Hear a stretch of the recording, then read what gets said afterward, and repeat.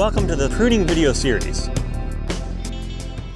The pruning is now done on the farm and the blossoms are out, but we still need to talk about one more important topic that can make or break your pruning experience next time, and that is what tools to use and how to keep them running at their best.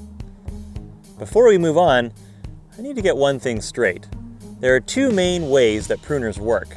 The most common type of pruners that are used in commercial farms are the bypass loppers. As you can see, they are called bypass pruners or bypass loppers because they do just that. They pass by each other when cutting through the branch and then lop or cut off the branch. The other main type of pruners are the anvil type. As you can see, these pruners are like a knife on a cutting board. The blade is sharp on both sides of the cutting edge, and it cuts straight down through the branch until it hits the backstop or backer plate. There are certainly pros and cons to both cutting styles, but the bypass loppers are almost always preferred in most commercial settings. Without getting into too much detail, the anvil pruners can cause unwanted damage due to the pressure that is being caused on the back side of the cut, although due to the blade design, it is sometimes easier to cut larger branches. The bypass pruners only put pressure on the back side of the branch that is being cut off. I usually find that it is easier to make precision cuts with the bypass pruners. And for this video, I will be talking about bypass pruners, as that is the type of pruners most professional growers prefer. Let's start by talking about one of the most basic pruning tools, which is the hand bypass pruner or secateurs. These pruners are lightweight, work well on small detailed cuts, and are not too overly expensive for a quality pair. The downside to these little pruners sometimes can be that they are not always large enough for bigger cuts, and your hands can get quite tired if you're using them all day. So, if you're cutting some bigger branches on your trees, or finding that your hands are getting worn out, it may be time to get an upgrade. There are many options that we have, so let's take a look at some of the possibilities. The larger bypass loppers are probably one of the most common tools used on many farms. A good set of these pruners are usually not too expensive and give you the leverage needed to increase your cutting power. Now I find that one of the other advantages of these types of pruners is the added length. Since the handles are much longer, your reach is also increased, thereby reducing the amount of ladder work that may be needed. The only downside with these pruners is that sometimes it can be more difficult to make detailed, precise cuts. If you want to be able to cut larger branches, still have added reach, and reduce fatigue on your body, you still have a couple more options, but they are usually more expensive. Now there are three main types of pruners that provide mechanical assistance. They are air, electric, and hydraulic. For this video, I will only be talking about electric and air pruners, as those are the two types that are most commonly used in this industry today. Air pruners work by, well, you guessed it, air. A compressor is needed to supply the air to a holding tank.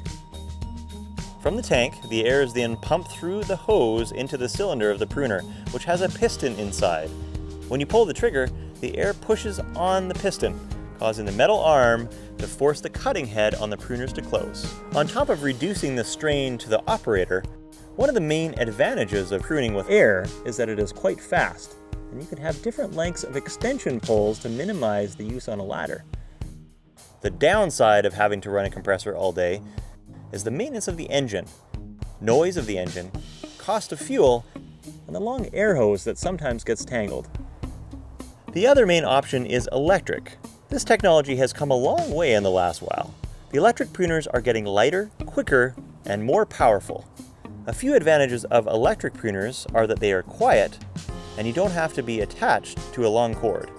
Some models may be slightly slower and heavier than air pruners, but they are pretty comparable these days. The bypass pruners are the most commonly used tool on the orchard, but we can't forget some other tools that can really come in handy as well. The foldable pruning saw is a great lightweight addition to any serious pruning arsenal. This little tool is handy when you're not making too many large cuts, but still need to make them once in a while. If you have many large cuts that are too big for your bypass pruners, a small regular chainsaw or pole chainsaw is probably the answer. Now these tools can really save time and wear and tear on your body. Here's something to think about.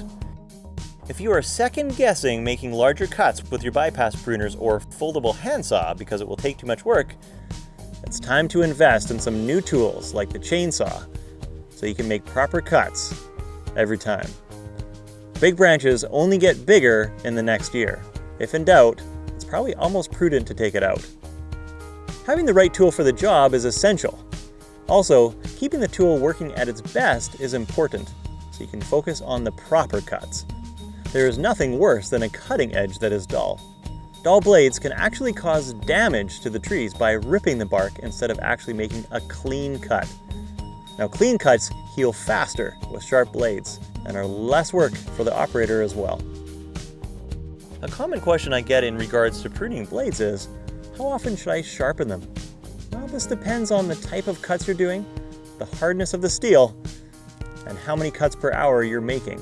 But generally, it doesn't hurt to touch up your blade at least a few times a day.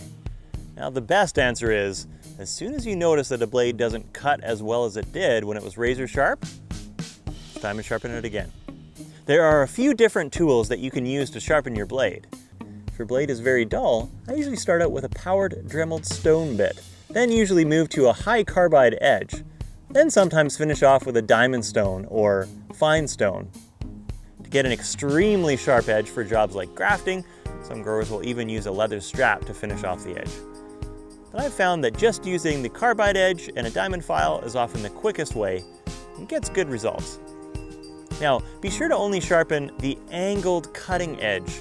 If you also sharpen the back side of a cutting edge on an angle, you will end up making a wedge that will force the pruners apart when you try to cut a branch.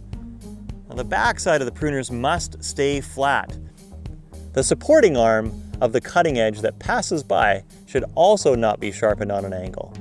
You can give it a quick touch up with a filing stone that is laid flat to get any extra residue or a burr off, but that's it. This is not the cutting edge. Sharpening this edge will cause the pruner blades to move apart when you're cutting, which is not what you want. Keeping your cutting tools clean and lubricated is also very important. If you suspect that you may have some trees with disease, it's probably a good idea to make up a bleach solution in a spray bottle and clean the pruners often so that you're not spreading the disease. Now, make sure you rinse the pruners with water after you use the bleach and dry them out thoroughly. Then lubricate all the metal parts, paying special attention to the moving areas of the blade. And also, make sure that you keep the blade bolt tight, but not too tight. Like most tools, you get what you pay for. It's usually a good idea to pay a little more up front and get a quality tool rather than try to save a few dollars and go with a cheaper product. There are several high-quality pruner manufacturers that have been around for a long time. If you choose one of those brands, you will most likely have many years of quality cuts ahead. When you're pruning, it's almost always an advantage to be close to the tree. Since many of the trees are tall, you will need something to get you higher. Now, ladders work well, of course, but elevated platforms are often even more effective if they are available. Now, pruning is probably one of the most important tasks that can set your trees up for success year after year. It can also be a very rewarding job as you get to shape the trees so that they can be optimized for quality production. Hopefully these videos will help make you a better apple pruner. Be sure to check out our other videos on apple thinning and apple picking under the names Apple Thinning Like a Pro and Apple Picking Like a Pro. Thanks for watching.